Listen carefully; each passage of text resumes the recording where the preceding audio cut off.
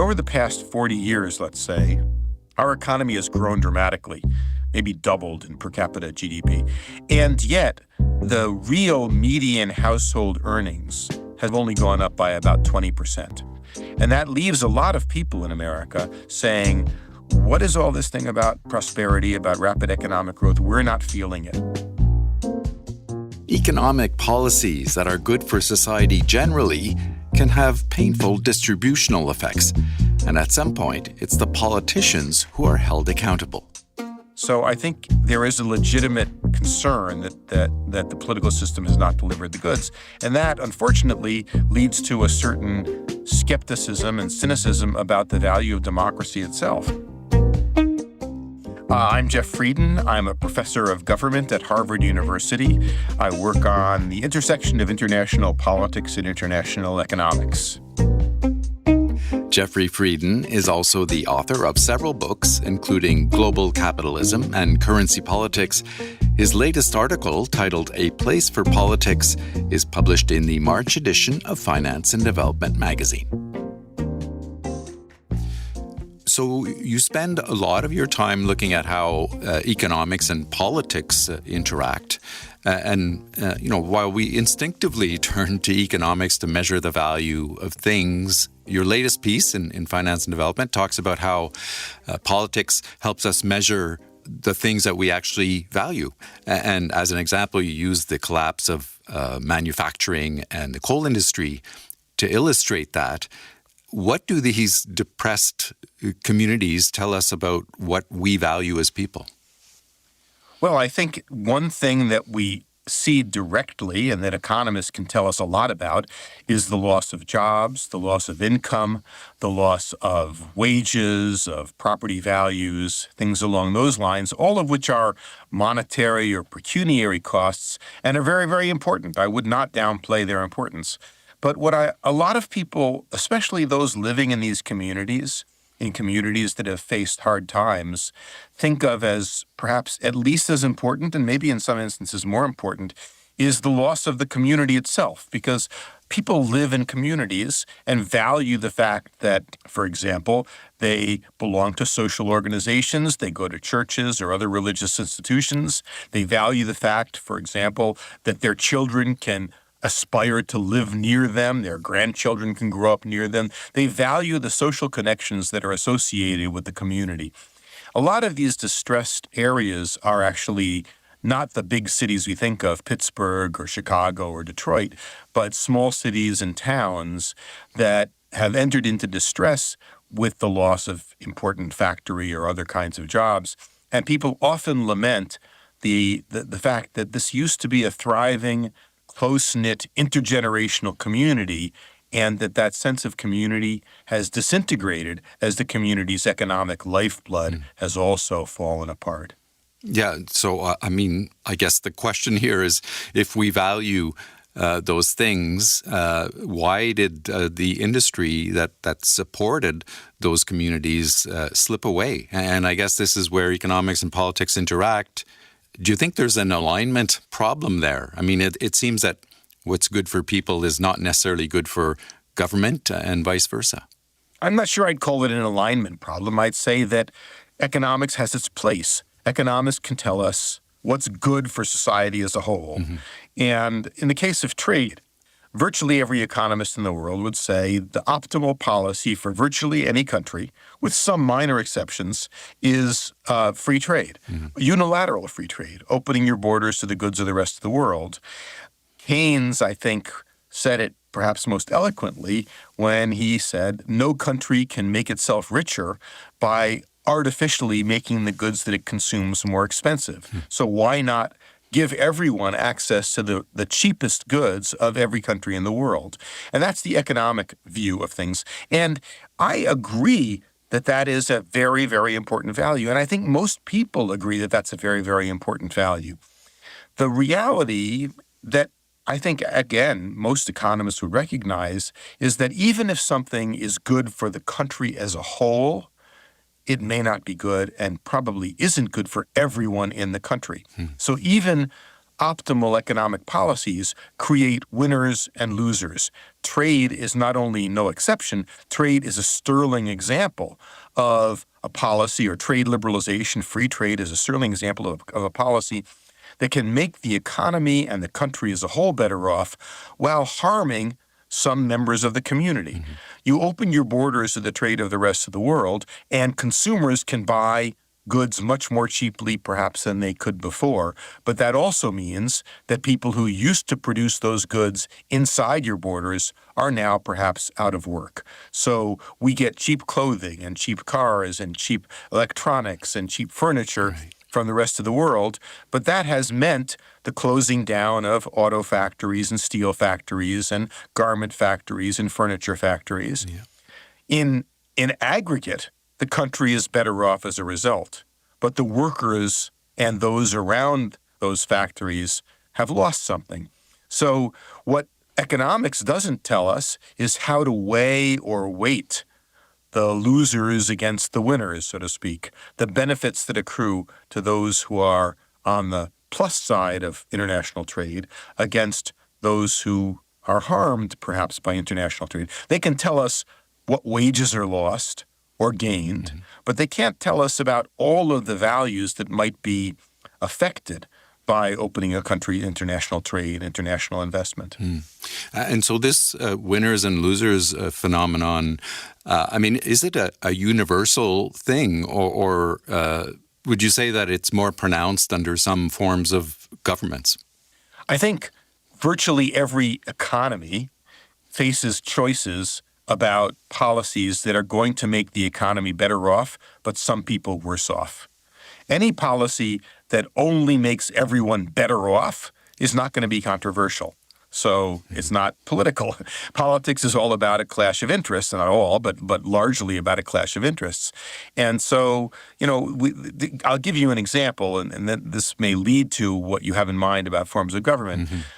A simple way, and simple is good, so I don't say that in a derogatory sense, but a simple way of thinking about winners and losers is if the policy in question makes the entire economy better off, but creates some winners and some losers, then there is a simple way of resolving that problem.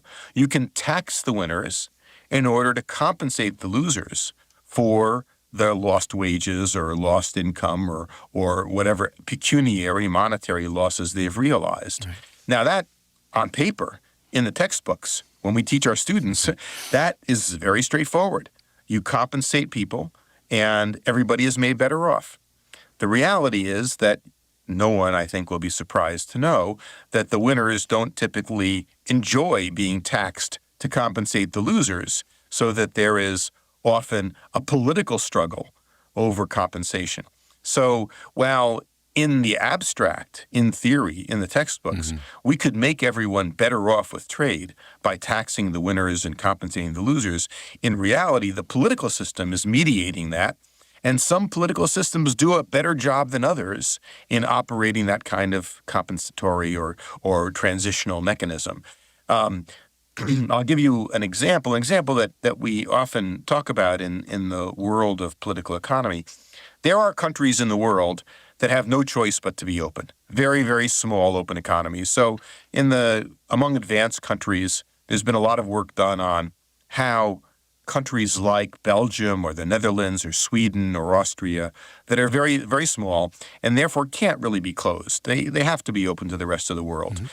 And what we know from many decades of scholarship is that starting in the 1920s, 1930s, and the modern era, those countries have evolved mechanisms, quite deep and broad mechanisms, for providing a social safety net that protects people against the vagaries of the world economy. So Austria and Belgium don't really have the choice of raising barriers to trade. Right. They have to be open to the rest of the world. They export half of what they produce and they import half of what they consume on average. So they've developed those kinds, their political systems have evolved to provide those kinds of social cushions. But big countries like ours, the United States, or perhaps other continental economies like Brazil or Russia or others, have the choice of trying to protect themselves from international trade, and they often do. So political systems vary on many, many dimensions. Some are better than others at delivering the kinds of public goods or policies that we've talked about. Some are more, to take a common observation, some political systems are more susceptible to special interests than others. Right. A lot of what we think about when we think about politicians or politics not functioning on behalf of the general good or the public good is that they are listening, perhaps more than we might like, to powerful special interests that have their own concerns at heart and not the concerns of the country as a whole. And some political systems are particularly susceptible to those kinds of special interests, and some are less susceptible. And that's a perfect segue for my next question about the power of organizing. And you write about that in one of your older pieces, how people, or groups, when they have the power to organize, they can increase their political influence. And, when it comes to policy makers and policy making, and use the U.S. sugar lobby as one example of that. Maybe walk us through how these groups end up shaping policy to the benefit of their industry and not necessarily for the greater good. Sure. Well, people organize on behalf of their interests. They organize, and obviously they organize in many different dimensions. People organize themselves as members of a religion, members of an ethnic group, as members of a region. But what I focus on primarily is groups, individuals, firms that organize themselves for economic reasons. Mm-hmm.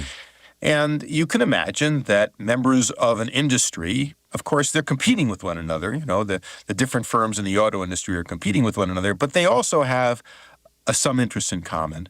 And as we well know, it is very often the case that industries will organize themselves to be able to exert pressure on the political system to get what they want.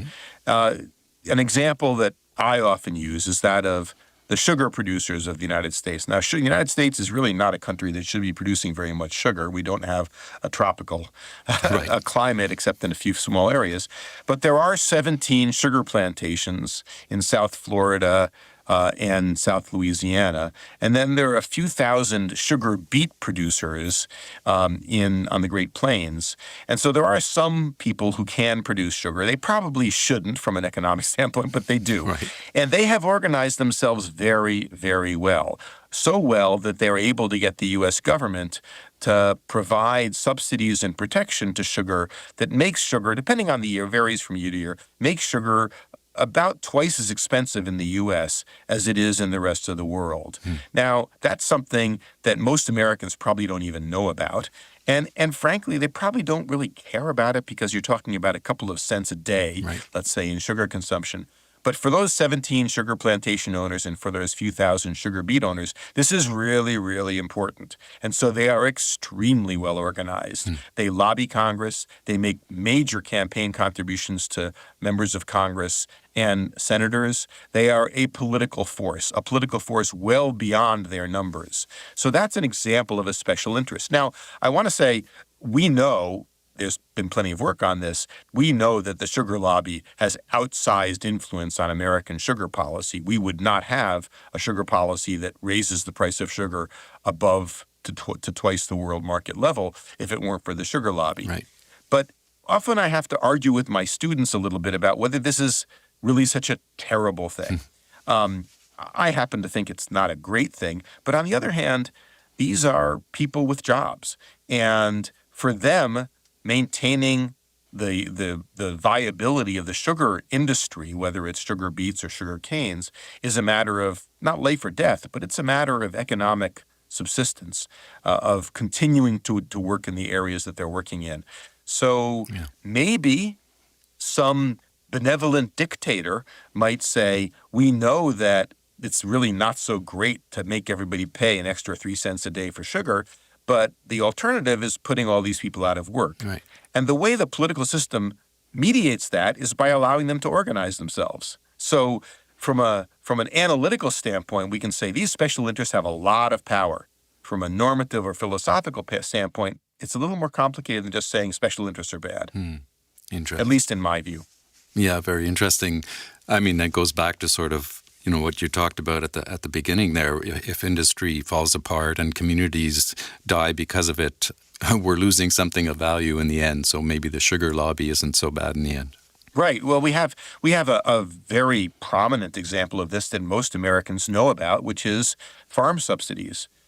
Depending on the year, a very, very, very substantial portion of what farmers earn comes from subsidies from the federal government. It can be as high as 35, 40, even 50% of what farmers earn coming from essentially government subsidies.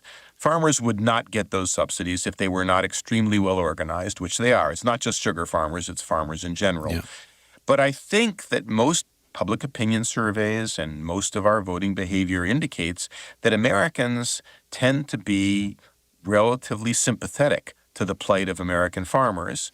And when asked, they say, well, we realize that this is raising the price of food, but we like the idea of trying to keep the family farm alive. We like the idea of trying to keep people in the rural areas, to keep those areas flourishing and going. It's seen as something that's important perhaps culturally or sociologically from Americans. And this is true in many advanced societies.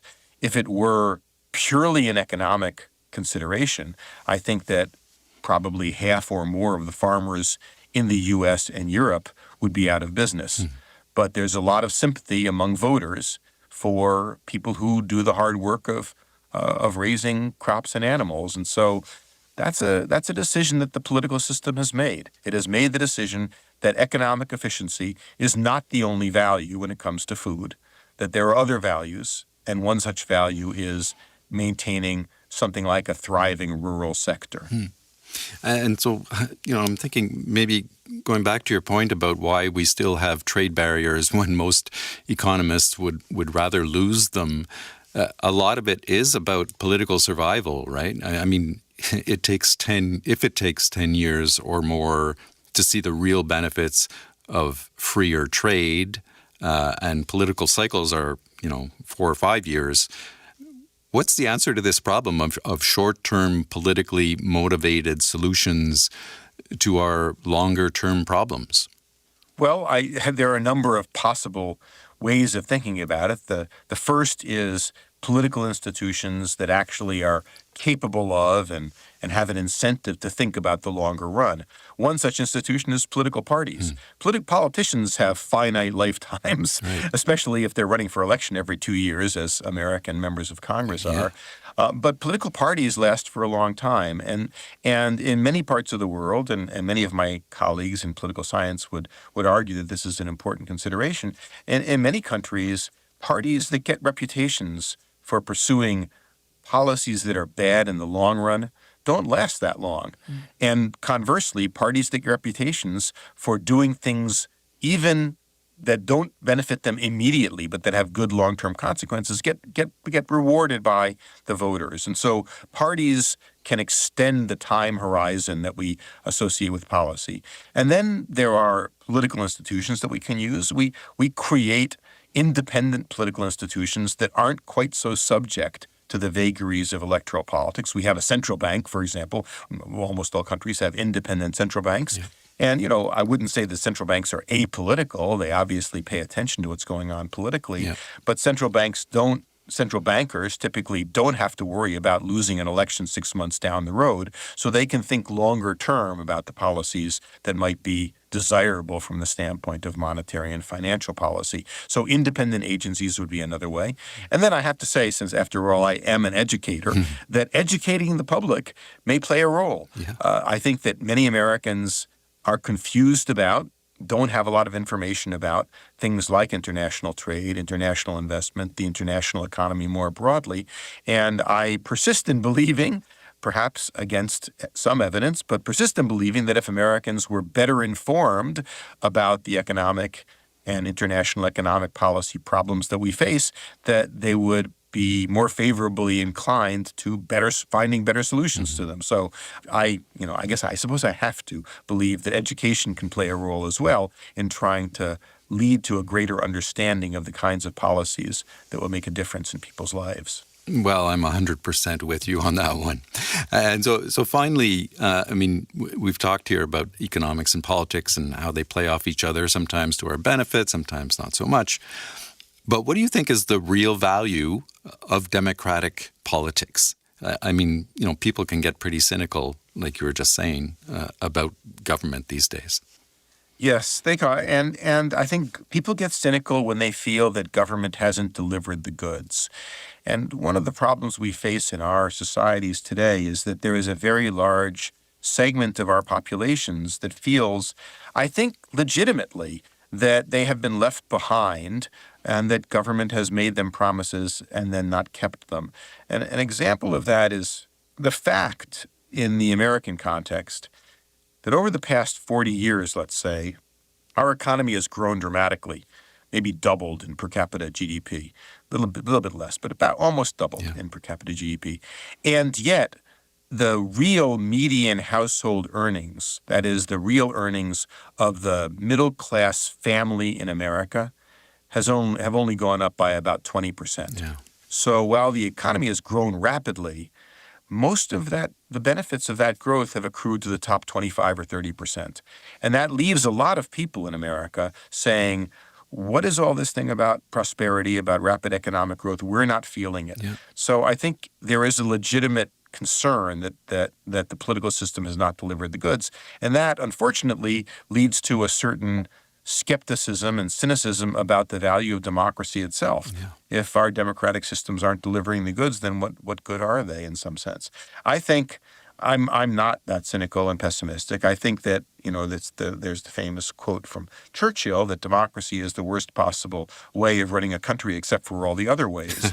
What democratic political institutions do is, at some level, and with many flaws, give people the opportunity to pass judgment on their representatives and on what their representatives are doing.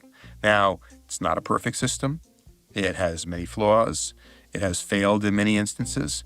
But I would much rather be a subject to a system in which people had a regular opportunity to pass judgment on their representatives and on the behavior of their representatives than be subject to a dictator or a bunch of dictators who thought they knew what was best for society. Because unless those dictators were me, I would undoubtedly disagree with their vision of what was best for society.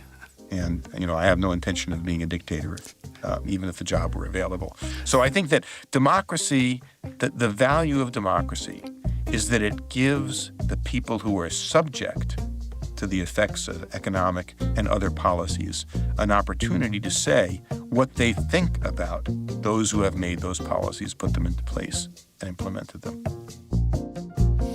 Jeffry Frieden, professor of government at Harvard. Thank you so much. My great pleasure.